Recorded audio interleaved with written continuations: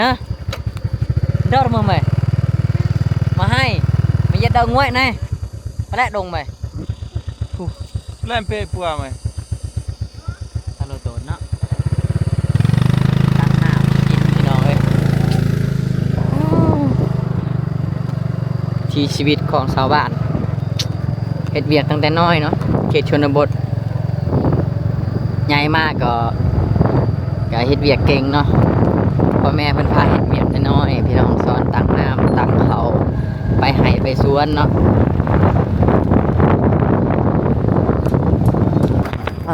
ตุ๊ทางเข้าหมู่บ้านอีกแล้วลึกลับขนาดเนาะเขตชนบทของเมืองบัวละพาพี่น้องเอ้ยไปหาเลาะซื้อมื้อนี้บ่ได้ยังเลยเนาะนี่ได้แต่ชมบรรยากาศหมู่บ้านโอ้เขาอยู่จังไดคือลึกลับแท้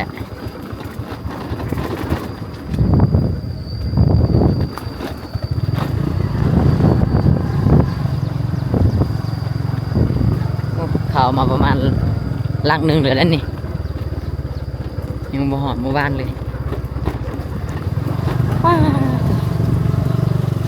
สมกับว่าบ้านป่าอีหลีเนาะ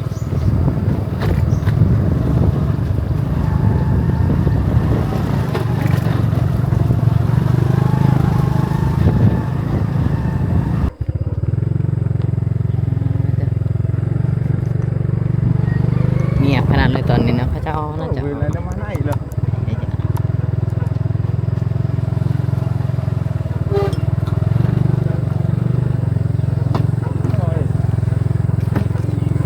Nếu mà nay tập biển nhá bị quài không? บันชวน Ui, ở đây phải sôi luôn cái. Nào nó chạy đi cái bỏ. นำมาแล้วเจลิกนะ Ôi, lại cháu ơi. ฮะ Làm. เกิดล้านบ่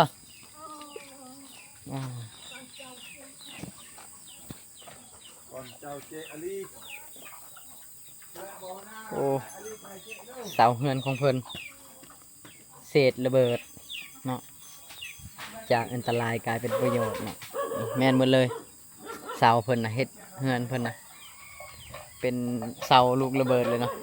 เส้นเล็กจากระเบิดใหญ่เอาประเทียยะประเทียเบิ้งประเทียเจ๊โรงเรียนเลย Bươn con. ฮะ Cho bươn.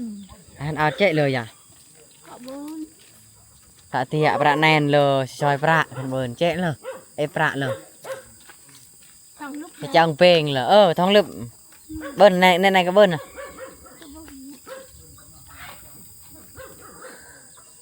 ใช้ดงยันน่ะ hay thả phụ nữ tôi. เบิ้ลซอยประนี่เจ๊ละซอยประแม่ Rạc mà vậy chụp lại show nữa cho bạn phơi. มาแล้วไม่จังมาแล้วไม่จัง Ha chết. เจ๊ละเหรอ Ui phải ơi. โดนเจ๊จังเลย Ôi cái bạn kia. เราจะไปตักน้ Xăm lan. ำนะ Xăm kia mà lan tròn. ป่าพี่น้องเป็นหมองอาบน้ำของชาวบ้านเนาะโอ้โอ้เย็นดีแถวเป็นน้ำห่วยเนาะแต่เพิ่นอัดไว้หรือว่าหยังประมาณนี้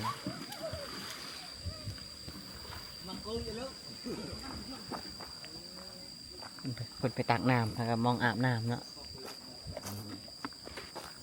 บันสวนเราtạบ่และเบิ้นเอาเครื่องเทียหายเจ๊เหรอประแนนละเตียประแนนnàyประดงเลี้ยงเจ๊เลยnhỉขันเอานะกองประจุกหดเหรอเจ้าเนี่ย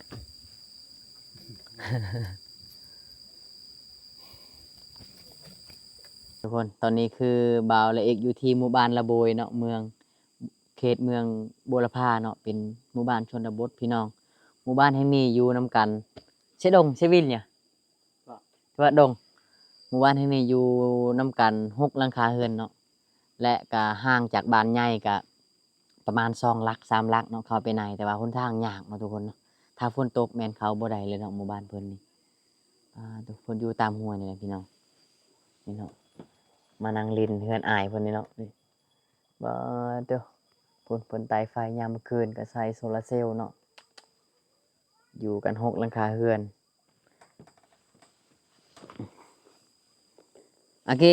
Ro tak cerai mam tak cerai cho đòi mam chưa cho lẽ ta chứ đâyบ่อาชีพหลักก็คือกระเจ้าเฮ็ดอ้ายเนาะแถวภูพุ่นน่ะพี่น้องแถวภูตัวนั้นเนาะกุละอาตาบ่เบ้บ่อ๋อกะมอกะเวทในเสบ้าเบิ่นดอยอ๋อถามเพิ่นว่าปีนี้เฮ็ดหลายบ่กว้างบ่แล้วก็กว้างอยู่ปีกายนี่เพิ่นได้20 สอบเนาะข้าวเปลือกนะทุกคนนี่ทุกคนเราอยู่เฮือนมื้อนี้พักผ่อนเมื่อมเจอเนาะเจอลูกไงนะเนาะอายเรานะปลูกข้าวแล้วแล้วก็พักผ่อนมื้อนี้นะเนาะนี่งานลาวบ่มีแอร์ดอกพี่น้องมีแต่ธรรมชาติแอร์ธรรมชาติแบบเย็นๆนี่คือเป็นมองตามเขาเนาะพี่น้องนี่มองตามเขายามมื้อแลงกับยามมื้อเช้าเนาะเพิ่นตามนี่สากเนาะเลือกเอาเลยเนาะมักสากแบบใดเลือกเอาเลยพี่น้องนี่มีทุกแบบเลยเด้อเฮือนของเพิ่นนะมีแต่เศษเล็กลูกระเบิดเนาะพี่น้องตัวที่มันแตกแล้วเพิ่นก็มาเฮ็ดเป็นเสาเฮือน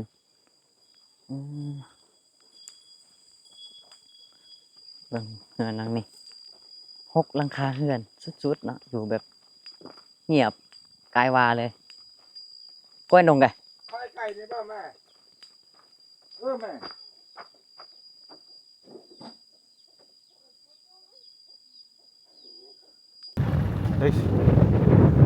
พี่น้อง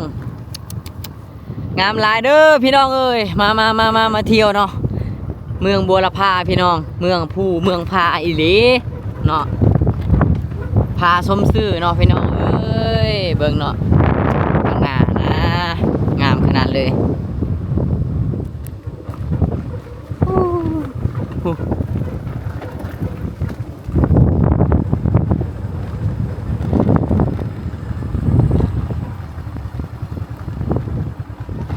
ตอนนี้คือ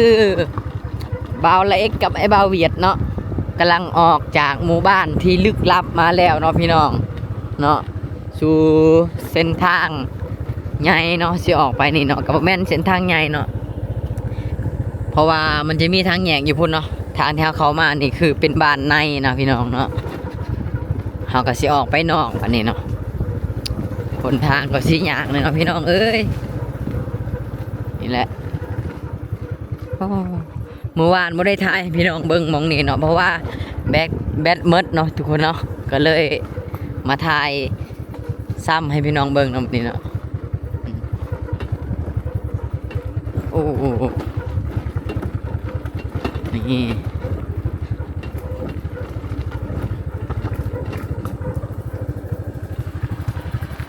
ตอนนี้ก็คือเวลา 11 โมงแล้วเนาะ 11 โมงเที่ยง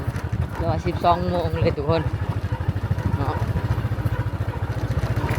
จากบ้านแยกอยู่ทางนอกนะเข้ามานี่นะประมาณ10 กว่าลักเนาะทุกคนเนาะคือว่าไกลที่สุดเลยแหละโอ้หนทางแถวนี้เนาะหนทางเลาะไปตามภูเลยเนาะยากเนาะก็ถือว่ายากเนาะถ้าว่าบ่สำนาญขับรถจักรก็ถือว่าไปได้ยากเลย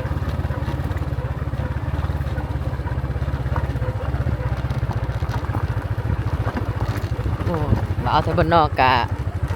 รู้สึกว่าภูมิใจที่สุดเนาะได้มีโอกาสได้มาเลาะชนบทของเมืองบัวลำพาเนาะทุกคนเนาะถ้าบ่ได้มากับไอ้บ่าวเวียดก็น่าจะไปบ่ฮอดดอกเนาะและเอกบ่ค่อยได้เดินทางไปดอกเนาะถ้าบ่มีคนพาไปเนาะวันนี้ก็ไปกับไอ้น้องเวียดก็บ่เคยมาเป็นครั้งแรกเข้ามาในหมู่บ้านนี้เนาะแต่ก็มาเมืองบัวลำพาก็เป็นครั้งที่2เลยทุกคนเดี๋ยวจะถ่ายภูเขาให้พี่น้องทุกคนเบิ่งหลายๆเนาะ คลิปนี้เดินทางอย่างเดียวเลยทุกคนเนาะ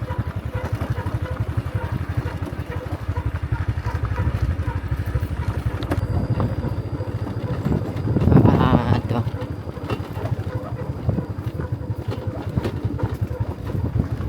งามบ่พี่น้อง แถวเซปูนบ่ได้มีเนาะบรรยากาศแบบนี้ภูผาแบบนี้บ่มีเนาะก็เลยบ่าวละเอกนะเก็บภาพบรรยากาศให้ทุกคนเบิ่งหลายๆเนาะมาฮ้อนเฮือนก็จะได้เบิ่งเนาะทุกคนโอ้เห็นบ่ทุกคน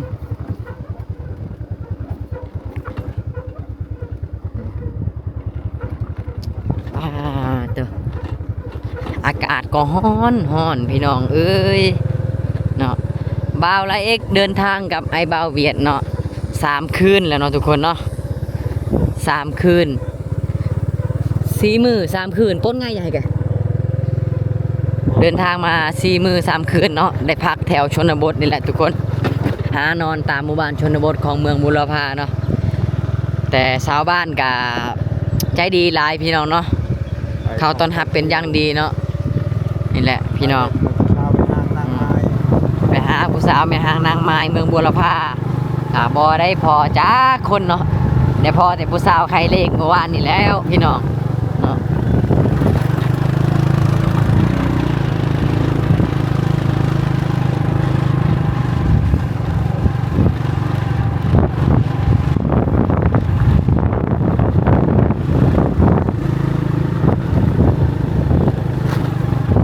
นี่พี่น้องเห็นบ่ทางหน้านะพี่น้องเอ้ยอู้งามลายพี่น้องปาดสุดยอดเลยเบิ่งเนาะปานในนางเลยทุกคนเนาะปานว่าบ่าวลาเอกนะกับบ่าวเวียดอยู่ในเมืองฟ้าเนาะปานนี้ตอนนี้นะคิดว่าความคิดนะเนาะเพราะว่าเซโปนบ่ได้มีบรรยากาศแบบนี้บ่าวลาเอกก็เลยต้องเก็บบรรยากาศให้พี่น้องเบิ่งหลายๆเนาะอู้ทุกคนเบิ่งพาน่ะตัวเห็นบ่น่ะนี่โอ้ตัวนี่เนาะโอ้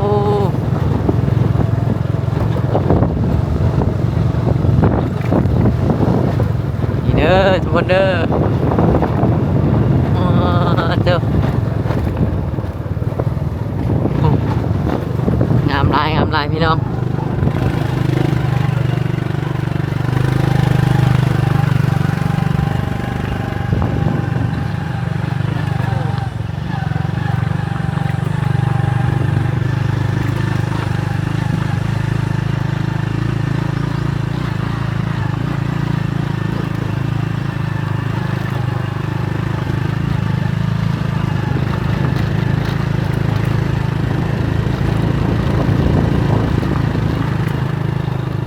เบิ่งอีกข้างหน้านะพี่น้องโอ้เนาะหมู่บ้านของเจ้าก็คืออยู่หลังผ้านี่แหละพี่น้องเนาะอยู่หลังภูเก่าอยู่หลังภูตัวนี้นะจะมีหมู่บ้านคนเนาะทุกคนเนาะนี่แหละแถวนี้นะมีหมู่บ้านลึกลับหลายพี่น้องเนาะนี่แหละหลังตีนภูตัวนี้นะสิมีหมู่บ้านเขาเจ้าอยู่เด้อพี่น้องเด้อเห็นบ่นี่แหละล้างภูนี่สิมีหมู่บ้านเขาเจ้าอยู่เนาะอู้ลึกลับขนาดเลยหมู่บ้านแถวนี้เนาะสุดยอดเลย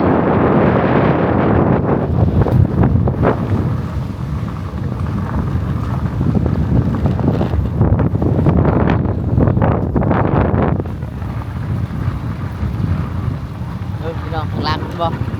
ปานเฮ็ดงอกนี่เนาะทุกคนเนาะ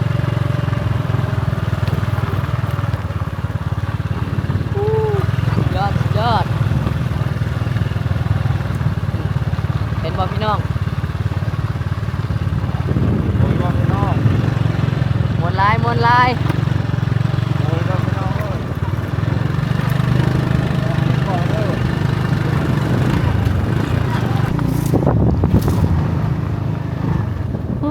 งามอีกแล้วเดี๋ยวซูมให้เบิ่งเนาะ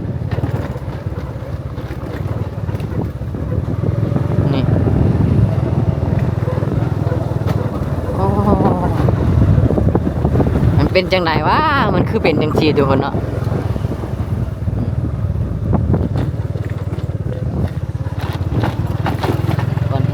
ตั้งได้เนาะ